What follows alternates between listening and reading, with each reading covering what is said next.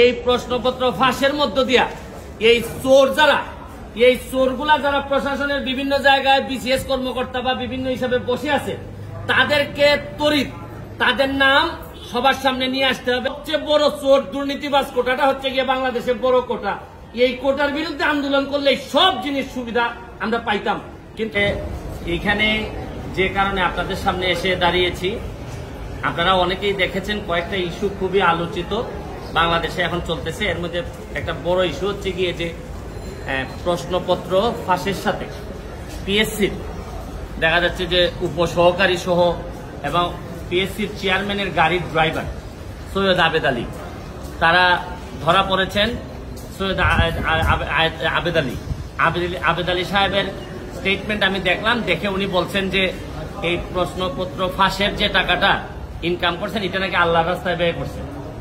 মানে এর চেয়ে দুঃখজনক আর এর চেয়ে এরকম দেশ আমি পৃথিবীর কোথাও দেখি নাই যে 2 নম্বরের টাকা উনি সগৌরবে বলছেন যে এটা উনি আল্লাহর রাস্তায় খরচ করছেন। এটা আমরা হয়তো ফান হিসাবে নিচ্ছি, কিন্তু আজকে যে কারণে আসছি আমার কাছে মনে হয়েছে যদি একজন সংসদ সদস্য হিসাবে আমার বলার সুযোগ ছিল, যদি পার্লামেন্ট থাকতো। পার্লামেন্ট যেহেতু নাই, এটা আমার বলার সুযোগ আপাতত আমি পার্লামেন্টে পাচ্ছি না। পার্লামেন্ট যখন হবে তখন হয়তো আমি এটা বলতে পারবো। এখন আমি একজন ব্যারিস্টার হিসাবে আমার বিভিন্ন আইনগত ব্যবস্থা নেওয়ার সুযোগ আমার আছে। এখানে পিএসসির চেয়ারম্যান সাহেবের ড্রাইভার উনি প্রশ্নপত্র ফাঁসের সাথে জড়িত, এর মধ্যে উপসহকারীও আছেন। তো উনি ড্রাইভার থাকাকালীন সময়ে পিএসসির চেয়ারম্যান অনেকেই ছিলেন। এখন প্রশ্ন হচ্ছে গিয়ে যে পিএসসির চেয়ারম্যানরা যারা যারা ছিলেন তারা এই দায় এড়াইতে পারেন কিনা, তারা এটার সাথে যুক্ত ছিলেন কিনা।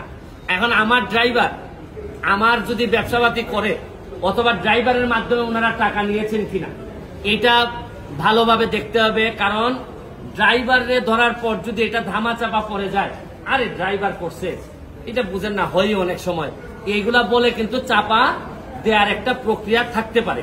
এইটা আমার মনে হয়েছে যে এটা সরকারের দেখতে হবে। সেকেন্ড হচ্ছে কি, যে কারণে আমি মেইনলি আমার কাছে মনে হয়েছে যে এই প্রশ্নপত্র ফাঁসের কারণে সেই 33তম বিসিএস থেকে 33তম বিসিএস থেকে 46 পর্যন্ত এই পর্যন্ত উনার মাধ্যমে অনেকেই সরকারি চাকরি পেয়েছেন, বিসিএস কর্মকর্তা হয়েছেন এই প্রশ্নপত্র ফাঁস করার মধ্য দিয়ে। তাইলে উনি যেহেতু ধরা পড়েছেন, তাইলে এখন যারা তদন্ত করতেছেন তাদের মেইন কাজ হবে এই প্রশ্নপত্র ফাঁসের মধ্য দিয়া এই চোরগুলা যারা প্রশাসনের বিভিন্ন জায়গায় বিসিএস কর্মকর্তা বা বিভিন্ন হিসাবে বসে আছে তাদেরকে তড়িৎ তাদের নাম সবার সামনে নিয়ে আসতে হবে এবং এদের বিরুদ্ধে ব্যবস্থা গ্রহণ করতে হবে। আমিও তো বলি মাঝে মধ্যে অনেক সরকারি কর্মকর্তা, ইভেন ডিসি ধরেন অনেক বড় বড় কর্মকর্তা, এদের কথাবার্তা আমার শুনলে মনে হয় যে আরে এত ইনকম্পিটেন্ট একটা লোক ডিসি হয় কিভাবে, একটা ইনকম্পিটেন্ট একটা লোক ইয়নো হয় কিভাবে। আমি যখন দেখি তখন আমার হিসাব মিলে না। এখন আইসা ওই সৈয়দ আবেদ আলীর মাধ্যমে আমার কিছু হিসাব মিলতেছে। তাইলে এই চোরগুলা ওই বিভিন্ন ভাবে ছড়াই পড়ছে। শুনেন, যুদ্ধাপরাধী মানবতা বিরোধী অপরাধীরা যে যে জায়গায় থাকে আমরা খুঁজে বের করি, এদেরকে দায়িত্ব দেই না। এদের সেই এই চোরগুলা কি কোনো অংশে কম? এরা সারা জীবন দেশটারে লুটতে খাবে। আরে এই আবেদ আলী তো চলে যাচ্ছে, আবেদ আলীর তো আর কোনো অসুবিধা নাই, যা বানানোর বানাই ফেলছে। আর এই যে আপনার ডাসার উপজেলার চেয়ারম্যান প্রার্থী হয়েছিল, আল্লাহ বাঁচাইছে ডাসার মানুষের, যে এই যে মাদারীপুর নয় এটা, হ্যাঁ এই কালকিনি না তো আবার কালকিনির পাশে, কালকিনিও তো বিখ্যাত বিভিন্ন কারণে। এই ডাসার উপজেলার মানুষ বাচ্চা যে তারা মানে পাস করায় না সে নির্বাচন করতে চাচ্ছিল, নির্বাচন হয় নাই। নির্বাচন হয় নাই। কার কাছে যে মেকানিজম ছিল তাতে আল্লাহ মাহবুব জানে হয়তো নির্বাচন হলে পাশও করে যেত। তো এখন হচ্ছে কি আমার মেইন নাইলে যদি এর ভিতরে আমি ব্যবস্থা না দেখি আমি হাইকোর্টের শরণাপন্ন হব। কারণ আমাদের তো জায়গা হচ্ছে কি হাইকোর্ট। যদি এই ব্যাপারে ব্যবস্থা গ্রহণ না করা হয়, কার কার আমলে এই ড্রাইভার সাহেব ছিলেন, পিএসসির চেয়ারম্যান, তাদের এইটার দায় দায়িত্ব আছে কিনা, তারা এটার সাথে জড়িত কিনা। এরপর হচ্ছে গিয়ে এই প্রশ্নপত্র ফাঁসের ঘটনায় কারা কারা অবৈধ সন্তান হিসেবে প্রশাসনে জন্মগ্রহণ করছেন এবং জন্মগ্রহণ করে এখন বিভিন্নভাবে দলীয় তকমা লাগাইয়া ভালো ভালো অবস্থানে আছেন, এইটা আনতে হবে। শুনেন, কোটার জন্য আন্দোলন করে ছাত্ররা, সারা বাংলাদেশের মানুষ কোটার জন্য আন্দোলন করতেছে, কিন্তু এরা কি জানে যে সবচেয়ে বড় কোটা তো হচ্ছে গিয়ে চোর কোটা। এই প্রশ্নপত্র ফাঁসের কোটা, এরা ধরেন অন্যান্য কোটা, মুক্তিযোদ্ধা কোটা, এগুলা নিয়ে আন্দোলন করতেছে, এগুলা নিয়ে আমি বলবো না, এটা আলাদা হিসাব। কিন্তু জানে না, এরা যদি জানতো যে সবচেয়ে বড় চোর দুর্নীতিবাজ কোটাটা হচ্ছে গিয়ে বাংলাদেশের বড় কোটা, এই কোটার বিরুদ্ধে আন্দোলন করলে সব জিনিস সুবিধা আমরা পাইতাম। কিন্তু এটা আমি পরে হয়তো আরেকদিন বলবো। তবে এখন আমার বক্তব্য হচ্ছে স্পষ্ট, এদের বিরুদ্ধে কারা কারা প্রশাসনে আছেন তাদেরকে বের করে তাদেরকে আইনের আওতায় নিয়ে আসা হবে, নাইলে এই দায় সারা জীবন বাংলাদেশের বয়ে বেড়াতে হবে।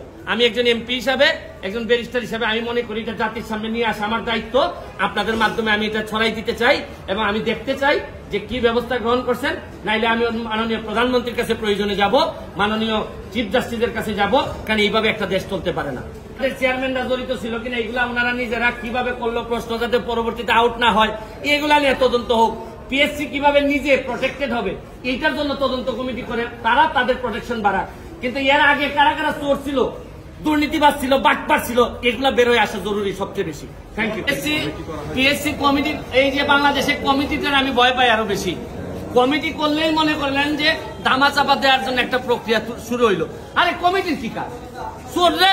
চোর ধরছে পুলিশ, চোর ধরার পর চোররে বলবে যে আপনার সাথে কে কে চোর আছে বল। এখানে আবার ভদ্রলোকের কমিটি করার দরকার আছে কি? পিএসসি হোক, টিএসসি হোক, যত এসসি হোক না কেন, চোর যারা যারা বলবে এই জায়গায় পুলিশ যাবে।